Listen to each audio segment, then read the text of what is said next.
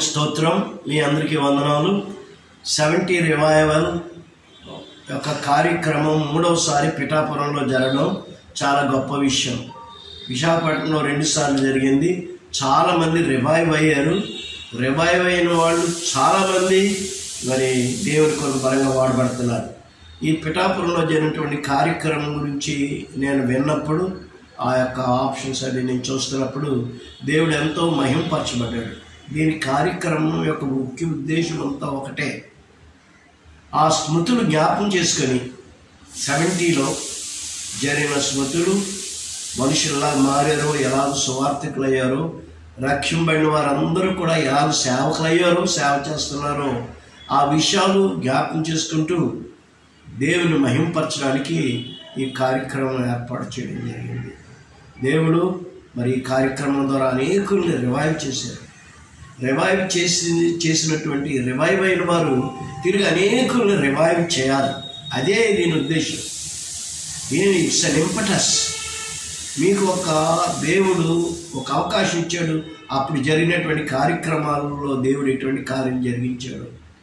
ఇప్పటికీ కూడా అప్పటి వారు నిలిచుండి సేవ చేస్తున్నారంటే, రివైవల్లో ఉన్నారంటే, వాళ్ళు నేషనల్ స్టేట్ రివైవలిస్టులే కాదు, నేషనల్ ఎవాంజలిస్టులే కాదు, ఇంటర్నేషనల్ ఎవాంజలిస్టులు కూడా దేవుడు వారిని చేశాడంటే, దేవుడు ఇటు భూదిగంతాల వరకు వారిని సాక్షులుగా చేశాడంటే ఎంత గొప్ప విషయం. మరొకసారి వచ్చిన వారందరిని అభినందిస్తున్నాను.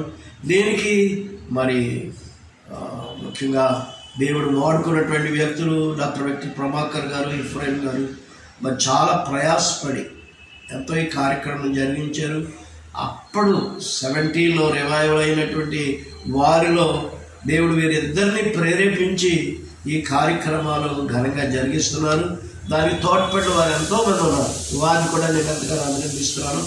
ఇక ఈ సంవత్సరంలోనే మరి పలాసలో జరగబోతుంది. అక్కడ కూడా గొప్ప కార్యం జరగబోతుందని నేను నమ్ముతున్నాను. అది మీరు అందరూ కూడా రావాలి. ఆ రివైవల్ మీరు చూడాలి. రివైవల్ అంటే ఏంటి? దేవుని ఆత్మకార్యం ద్వారా పాపాలు ఒప్పుకుంటూ, జీవితాలు మార్చుకుంటూ దేవుని కొరకు సమర్పించుకోవడమే రివైవల్. అటువంటి కార్యక్రమం జరిగింది 70లో, అది 22లో జరిగింది, 23లో జరిగింది, 24లో జరిగింది, 24లో రెండవసారి కూడా జరగబోతుంది. ఇది విన్నవేర అందరూ కూడా డాక్టర్ ప్రభాకర్ గారిని సంప్రదించండి, స్మిత్ ఎఫ్రాన్ గారిని సంప్రదించండి. మీరందరూ రండి, రివైవల్ పొందండి. రివైవల్ మనము ఆంధ్రప్రదేశే కాదు, ఇండియాయే కాదు, ప్రపంచమంతా ఎలాగైతే ఇది ప్రాకిందో అలాగా ఇది ప్రాకాలనేదే ఈ యొక్క ఉద్దేశము. దేవుని మహింపరచాలనే ఉద్దేశము. దేవుని మహింపరిచారు.